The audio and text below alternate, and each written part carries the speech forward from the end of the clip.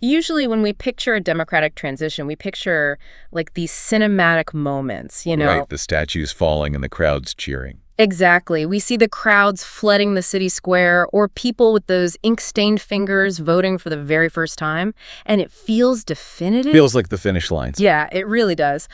But today, we're looking at a scenario where the old guard doesn't just pack up and leave.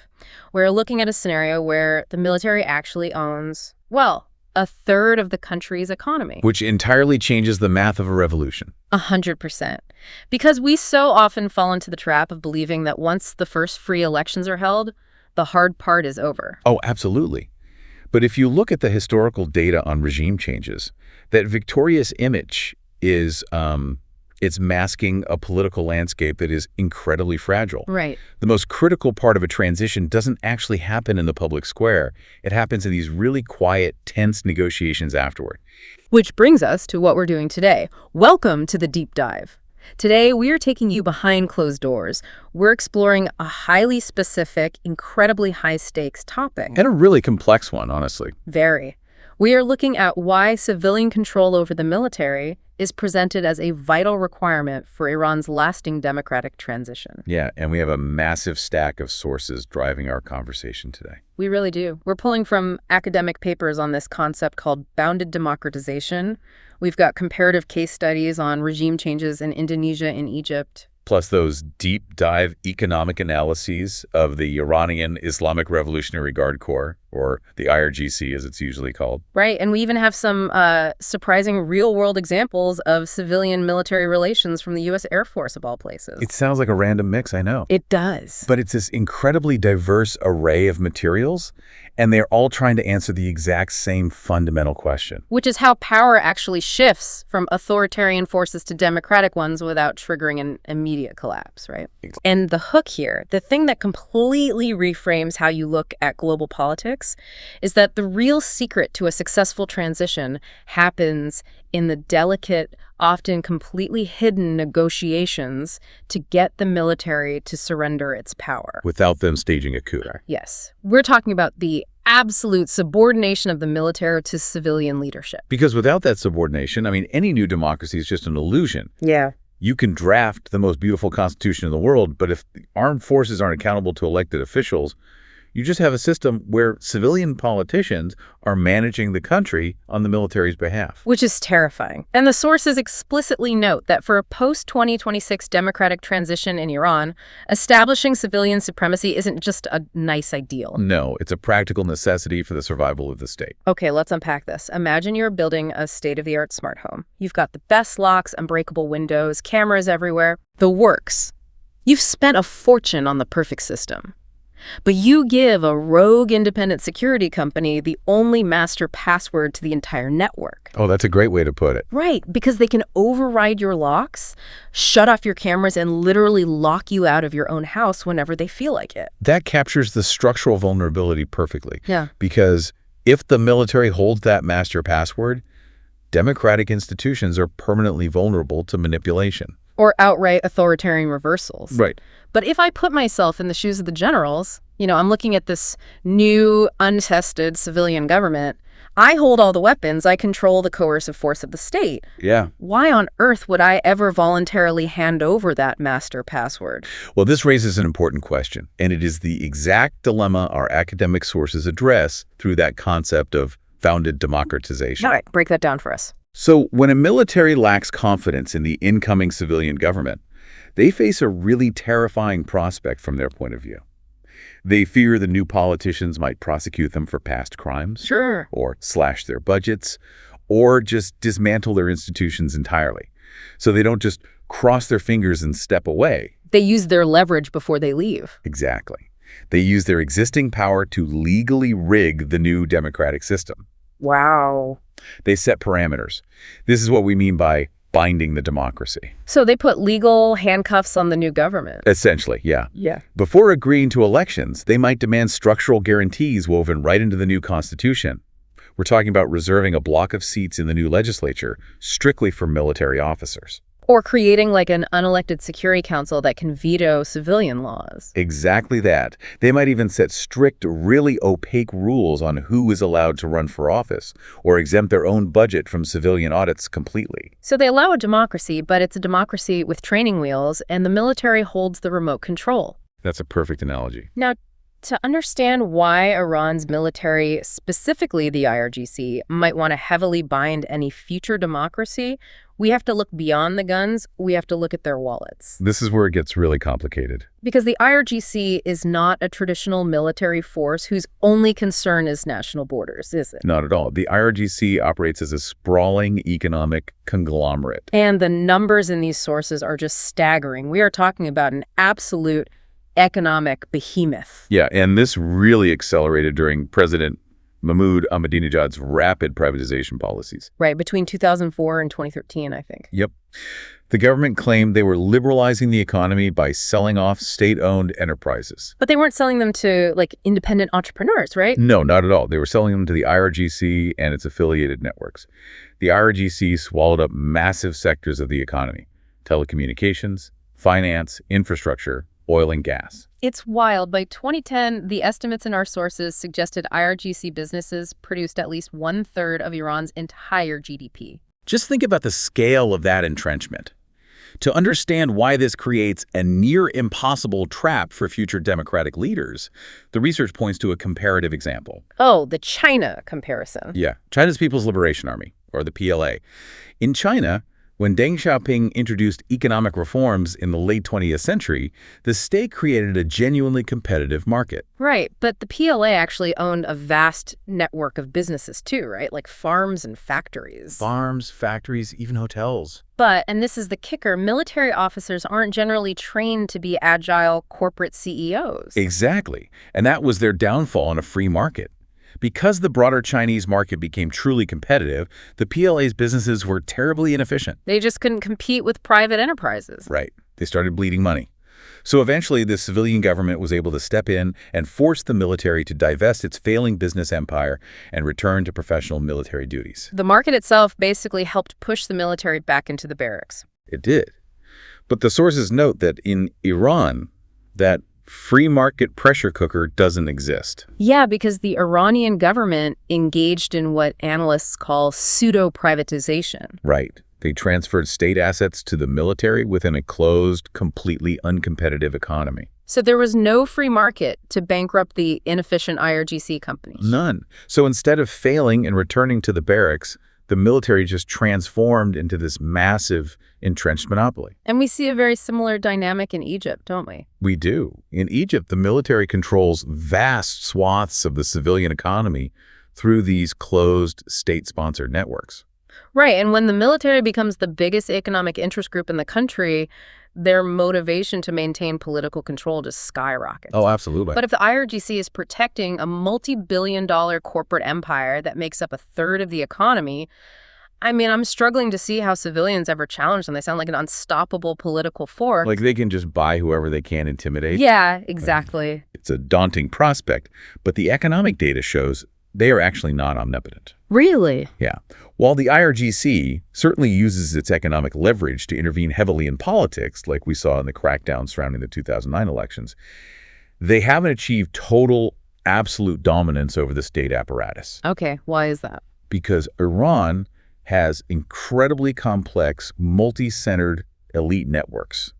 The economy is uncompetitive and relies almost entirely on state contracts, so the IRGC still actually needs the civilian government to keep the money flowing. Oh, I see. They can't just award themselves the infrastructure contract. Right. They need the civilian bureaucracy to process the paperwork and actually grant those monopolies. So they have to bargain. Exactly. They negotiate with civilian elites to secure new development projects. I mean, we saw the limits of their power when President Rouhani actually pushed back and canceled a massive telecommunications contract the IRGC held. Wow. So they are incredibly powerful, but they remain dependent on the political system. They haven't simply absorbed the state, which means there is still a seam for civilians to exploit during a transition. Which brings us to the ultimate stakes of this deep dive. You have an Iranian military deeply entrenched in both politics and a pseudo-privatized economy. Yeah. How do future civilian leaders ever convince them to submit to democratic oversight? Like, how do you negotiate for that master password without getting locked out of the house forever? Well, it requires the new civilian leadership to make what the academic sources call credible commitments. Credible commitments? Yeah.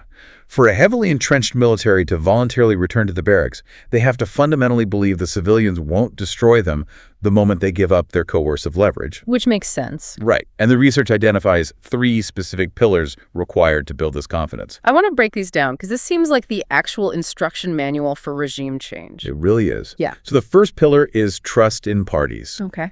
The incoming civilian politicians must share some core interests or a broad national vision with the military. So if the civilian democratic movement is openly hostile to the military's very existence, Or if they campaign on a platform of mass trials and executions for the old guard, the military will fight to the death. right, there has to be a baseline of ideological or nationalistic trust.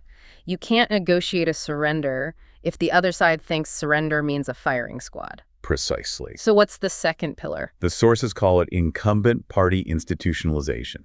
Man, that sounds incredibly academic, let me guess. It means the civilian political parties need to be more than just, like, a flash-in-the-pan movement fueled by street protests. You've hit the nail on the head. They need to be stable, organized, and deeply rooted in society. They have to be capable of surviving the chaotic volatility of a regime transition. Right, because think about it from the military's perspective. Right. If they are negotiating with a temporary coalition held together by one charismatic leader... What happens if that leader loses an election or passes away? Exactly.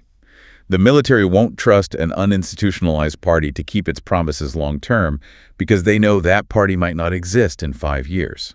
Which naturally leads to the third pillar. The civilians actually have to hold enough power to enforce the deal. Right. The sources refer to this as party strength.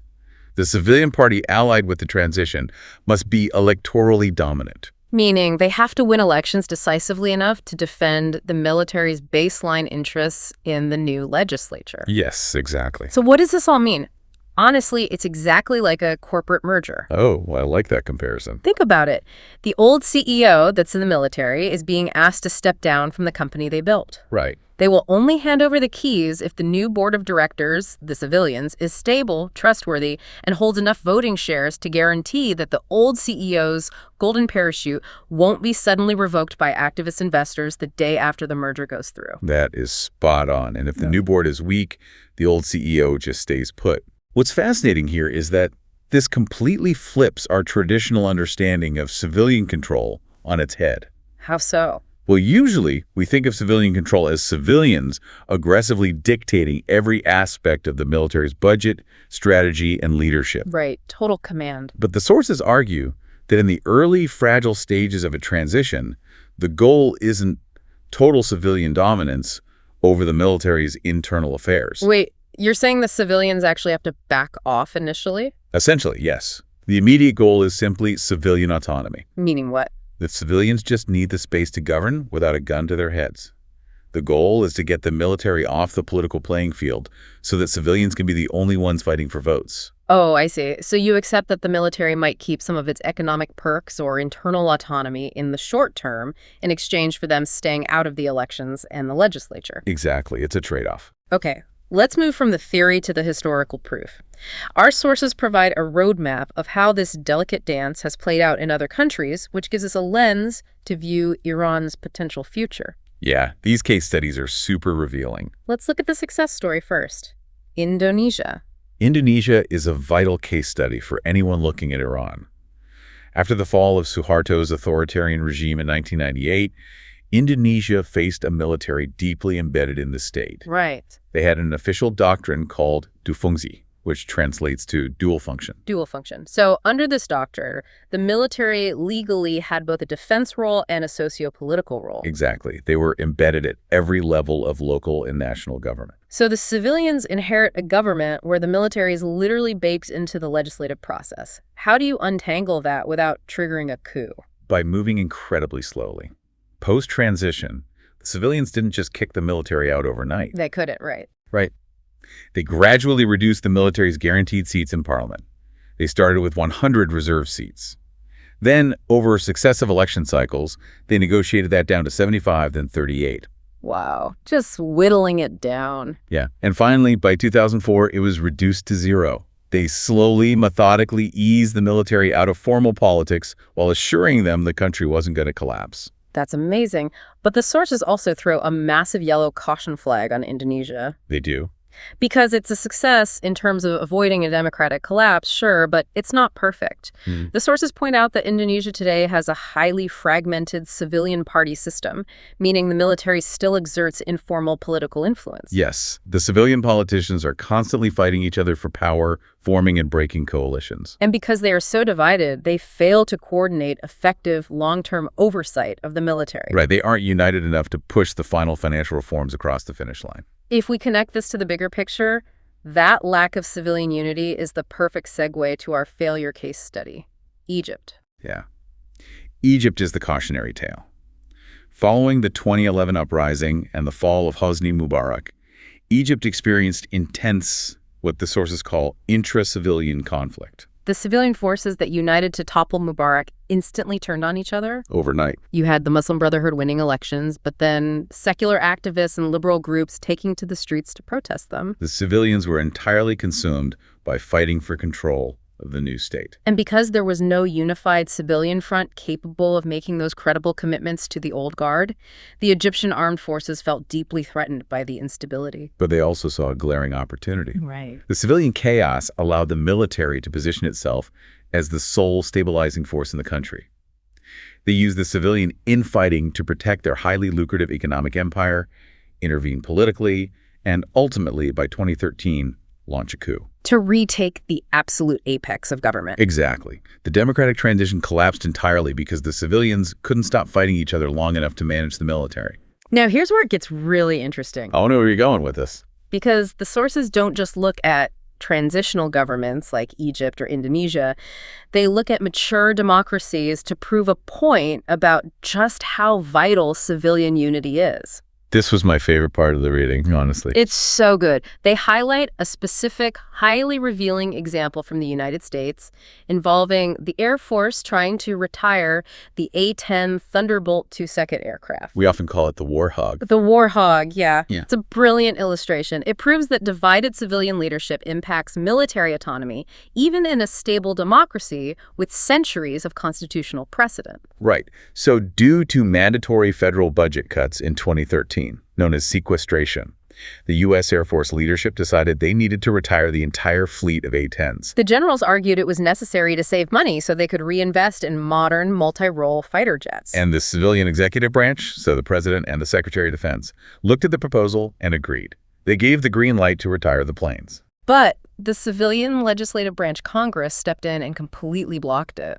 Which is wild, right? It is, because individual members of Congress wanted to protect the military bases and the defense contractor jobs in their local home districts. So you had the two civilian principals, the executive and the legislative branches, completely divided on defense policy. And because the civilians were fighting a political tug of war, the Air Force's autonomy to manage its own fleet was completely restricted. They were forced to keep flying planes they didn't want because the civilian oversight was fractured. The lesson for Iran, or any nation undergoing transition, is incredibly clear here. A successful democratic shift requires deep security sector reform, or SSR. And SSR isn't just a buzzword. Right. It means the gritty work of implementing transparent budgets where military spending isn't hidden. It means establishing defense ministries led by actual civilians, not active duty generals. It means restructuring the legal frameworks that allow military-owned businesses to monopolize the private sector. But the crucial takeaway from Indonesia, Egypt, and even the U.S. A-10 debate is that none of that structural reform is possible unless the civilian democratic forces remain relentlessly unified. Because if the civilians fracture into warring political factions, the old guard military will exploit that division. Every single time. They will leverage the chaos to protect their economic empire and permanently bind the new democracy. Exactly. So, to bring this all together, for Iran to achieve a lasting democratic transition in the future, civilian control over the military isn't a magical switch that gets flipped the moment a dictator falls or an election is certified. No. It is a slow, heavily sequenced negotiation. It is a profound structural transformation, not just a single historical event. Right. It requires building strong, unified civilian parties that are capable of making credible commitments to the old guard. You have to somehow convince the generals they won't be destroyed, while simultaneously and very carefully dismantling their economic monopoly so they can't afford to just buy the government back in a few years. Going back to your analogy, you have to change the locks on the smart home without the rogue security company breaking the door down before you finish installing them. Exactly. And this is why this deep dive matters directly to you, the listener. Whether you are analyzing global geopolitics, studying the history of revolutions, or even managing a complex corporate restructuring in your own industry. Yeah, this research reveals a fundamental truth about human systems. True power shifts rarely happen through sudden, overwhelming force. They happen through the painstakingly slow work of building institutional trust, aligning competing incentives, and ensuring that everyone involved, even the people you are trying to replace, has a survivable path forward. Which leaves you with a final, somewhat uncomfortable thought to mull over. If the data shows that successful democratic transitions actually require new civilian leaders to make promises protecting the wealth and the core interests of the old authoritarian military, Right? at what point does accommodating the old guard permanently corrupt the new democracy? It's a tough question. Can you ever truly build a clean new system if you are forced to pay rent to the old regime just to keep them in the barracks?